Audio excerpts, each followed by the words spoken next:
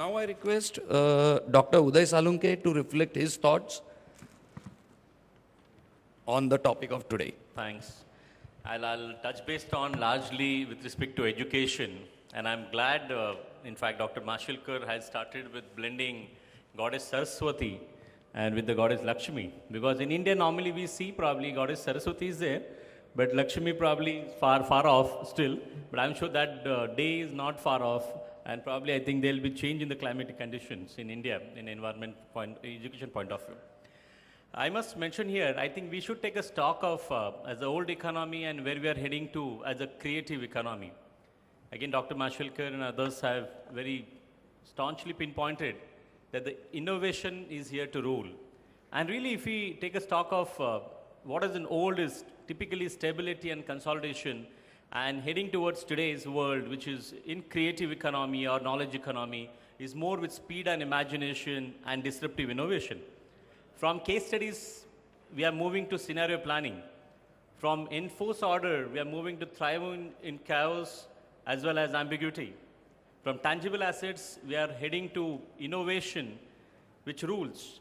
But in technology support change, we are moving to technology drive change. Very clearly from transaction and competition, we are moving to relationship and collaboration. From best practices, we are moving to next practices. From price and quality as a differentiator, we are moving to design and innovation as a differentiator. And in this, probably, have we ever defined in our education space? Because if we need to regain our old golden era of Takshashila and Nalanda, where are we? And probably we should really take stock that what are we looking forward to create or develop out of our education? Or are we only happy with whatever being started by Britishers way back, and we are happy with that legacy of 150 years, and we wish to carry on? Somewhere we should take a stock. Do we wish to create thought leaders? Are we looking forward to developing entrepreneurs or entrepreneurs? Are we looking forward to developing not only managers, not only citizen managers, but global citizen managers who believes in PPP kind of model, which is people, planet, and profit, or triple bottom line, which you always talk about? Are we looking forward to young generation with innovation mindset? Or maybe typically one of the best innovation firm like IDEO is talking about T-shaped managers. The breadth of the T is heterogeneity or holistic thinking, and the depth of the T is the interest.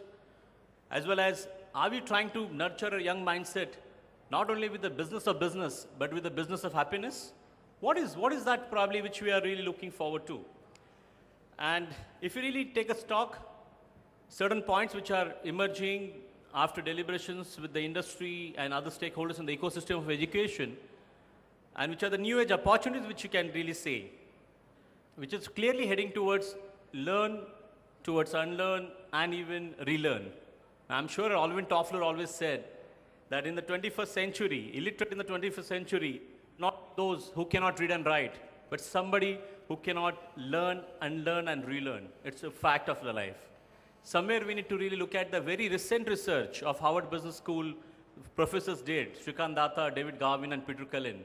And they have come out with a very strong message, 3 points which we should focus on knowing, which is acquisition of the knowledge in the classrooms, doing part of it, application, and third, which is very important, I'm sure a number of the other speakers also pinpointed, is on being part of it. That how we look forward to. In fact, His Excellency, Mr. Bhandari did mention specifically on that point, that how we are looking forward to the future of the society. Next point on this is, in terms of future, looks like continuous, adaptive, and relevant. And the definition of education, we need to probably rephrase it as education is what you remember after you've forgotten what you memorized. It cannot be just monologue, it cannot be just by heart, it cannot be just mugging up in the classroom. The other point which is emerging very strongly for the future is creativity driven, analytical, and entrepreneur. And sometimes we find that popular t-shirt message, I was intelligent till education ruined me, and it's a fact of life. The next probably we will really find, which is far more open source, holistic, and multidisciplinary. And finally in this, which is a trend which is emerging, is media convergence, modular, and replicable. And Albert Einstein very rightly said, it's a miracle that curiosity survives formal education. On this wonderful theme of Maharashtra Economic Summit, I must compliment Chandrakant Salunke for his patience, but I must appreciate the patience of the audience sitting like worse than the students for last 3.5 hours listening to all the speakers, but I'm sure, I think you don't have any choice for some more time, probably we'll be winding up pretty soon. But on this Advantage Maharashtra, we talk about social media, always Twitter, but tweet, TWIT, tweet, as a forward probably message, 4-alphabet message, which I find which is very important. That first T that we should try to create in education is thinking age. T for thought and thinking age. Are we trying to develop the thinking age as a competitive age for state of Maharashtra? Second, the W is workforce. India is kind of looking forward to youth, our young population. I'm sure, I think we should really look at it, how we should get the best out of our young population. We should look at it, how we should get the best out of our young population. Multiple examples. This is a high time for us. If we cannot pay teachers so much of good salary at par with the corporate world, can we create new currencies which can be exchanged? And I must go back to one of the thoughts shared by David Kelly, who's the founder of IDEO in Silicon Valley, and which is the most kind of forefront of the innovation firm. He mentioned that probably we should try to create, that also we are thinking, can we coin something which are, units? If you teach for 10 years and so many man days or man hours, which is equivalent to so many units, how we look at the carbon credits? And carbon credits, by virtue of investing in carbon credits, you can encash on the climate exchanges, maybe in Chicago, maybe in European side. Can we allow the teachers to encash on whatever time or whatever efforts which they spent in this, and which is probably not being offered at just kind of normal best price, but at a premium? Somewhere, I think, my humble request, I think I have such eminent panel members, if we could think of some kind of mechanism or different currency if we can create, maybe nothing like it. And the second job of maybe academicians to look at, to spread the philosophy of gross national happiness, along with GDP. GDP, I'm sure every one of us are looking at it, and business schools need not to be taught, but gross national happiness, GNH, we are also trying to do some kind of experiments, what maybe Bhutan is doing or Scandinavian countries are doing. Can we take forward our growth, link with the development and the impact on the people in the positive way? And the new agenda, maybe 3 just points. Again, I'm coming back to innovation, how far we can create, instead of only universities, innoversities. And probably link with the tech, in fact, Innovation Park. Unfortunately, we missed Anand Mahindra right now. But number of leading industrial houses which are looking at innovation parks, how we can attach good institution with this kind of innovation parks and really look into university as a thought process. And I'm sure Chandrakant Salunke must be very much looking forward to how entrepreneurs can really, come to education as well. And education is one of the, I'll say, has the best future. Only it has not been treated as an industry.